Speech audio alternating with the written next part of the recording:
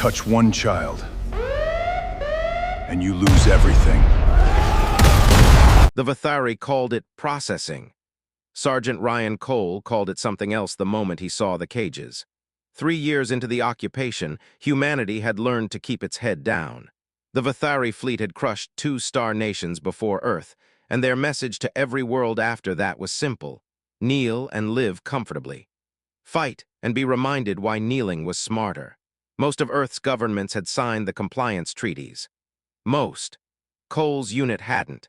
He was 34 years old, the kind of soldier who remembered the names of every kid in his platoon's evacuation convoy because his own daughter, Maddie, had been on one just like it before the ceasefire.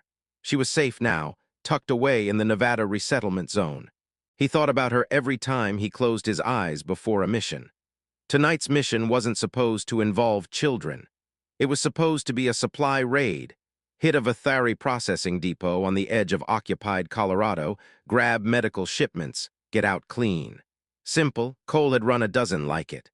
Then his squad breached the holding wing and found the cages weren't holding grain. They were holding a Vothari child. Small, gray-skinned, easily overpowered, huddled behind reinforced glass with 24 human labor conscripts. The Vothari didn't sell their own kind into labor, not normally. But this one had been born on a colony ship that failed a loyalty audit. Its parents had been reassigned. The child had been left as collateral, a hostage to keep the ship's remaining crew compliant. Vothari Overseer Threxa found that arrangement elegant. Fear worked better when it had a face.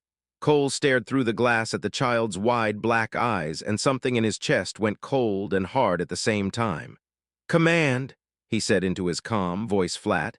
"We've got a change of objective." His lieutenant's voice crackled back, tight with caution. "Cole, that's not the mission. It is now." Behind him, his squad, 5 soldiers who had already broken 100 rules to survive this war, checked their weapons without being told. Nobody argued.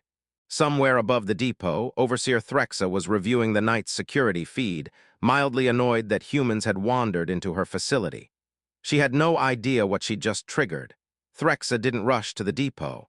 Why would she? Her species had spent decades cataloging human weakness, their fractured governments, their exhausted armies, their willingness to trade dignity for survival. She watched the security feed from her tower with the calm of a woman swatting an insect on a screen. 6 humans, she said to her aide, almost amused. "Send the response team, recover the asset, terminate the trespassers."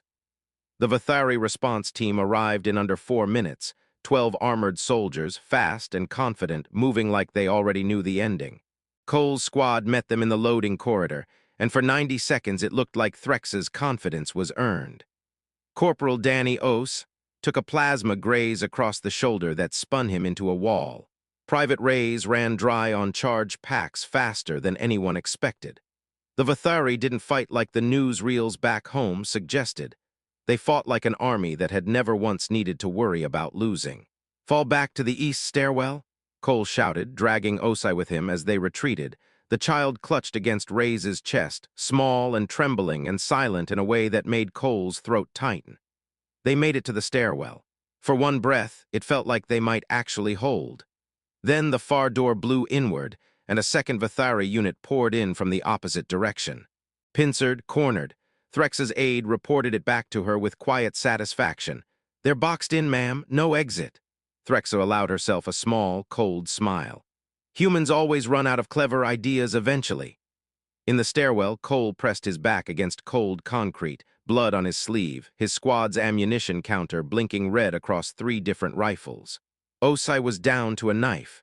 Rays had nothing left but the child in her arms and a promise she'd made without saying it out loud. Cole looked at the sealed doors on both ends, looked at his people, looked at the child's wide, terrified eyes staring up at him like he was supposed to have an answer. He did. It just wasn't the one Threxa's playbook had ever accounted for. "Osai," Cole said quietly, "how much of that depot's power grid did you tag on the way in?" Osai blinked through the pain, understanding dawning slow and dangerous across his face. "All of it, Sergeant?" Threxa's aide noticed it first, a flicker in the depot's internal power readout, barely a fraction of a percent. Nothing worth mentioning. Then the flicker became a stutter. Then the stutter became a full grid drop, plunging half the facility into blackout. "Report!" Threxa snapped, straightening in her chair for the first time all night. "Ma'am, security systems are cycling. Containment fields on sublevel 3 are ma'am, the labor conscript's restraint fields just dropped." Threxa stood. "That's not possible. That grid is hardened against sabotage," her aide said, staring at the readout in disbelief. "The humans didn't come for the child, ma'am. They came for the whole depot's power core. The child was the excuse to get inside." On sublevel 3, 24 human conscripts who had spent months being told resistance was pointless suddenly found their restraint collars dead and their cell doors unlocked. They didn't hesitate. Months of quiet fury poured out all at once, and the Vothari response team, already stretched thin chasing 6 soldiers, found itself facing 24 more furious, unarmed, unstoppable humans in the dark. In the stairwell, Cole heard the alarms change pitch and allowed himself half a second of grim satisfaction.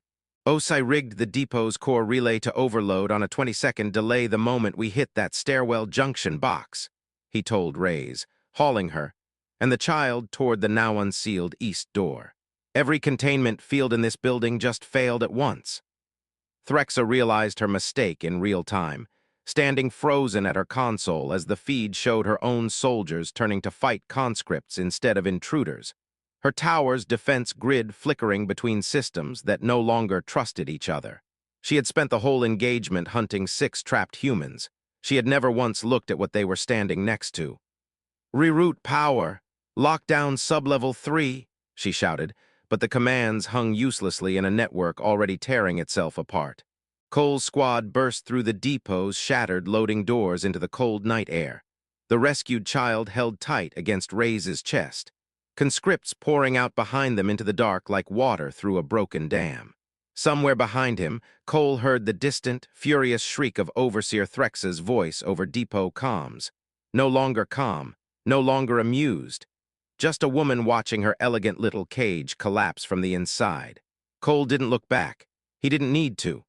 By dawn, Vothari High Command had a report on their desk that nobody wanted to write.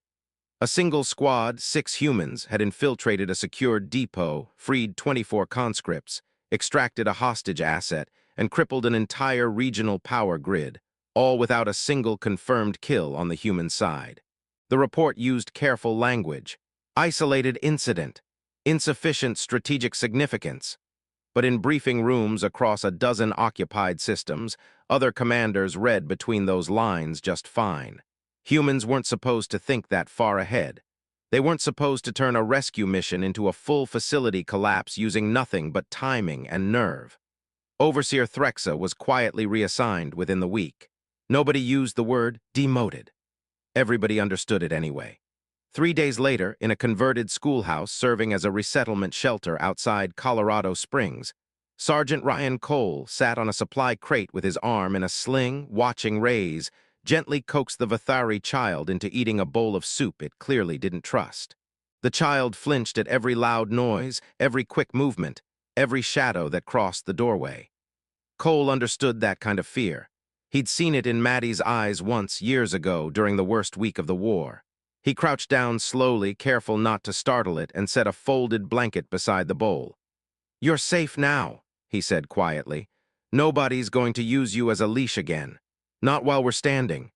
The child looked up at him, not with trust yet, not fully, but with something close to it. Something that hadn't existed in its eyes back in that cage. Cole didn't know what would happen to the child long-term. Whether Vothari or human authorities would even agree on jurisdiction.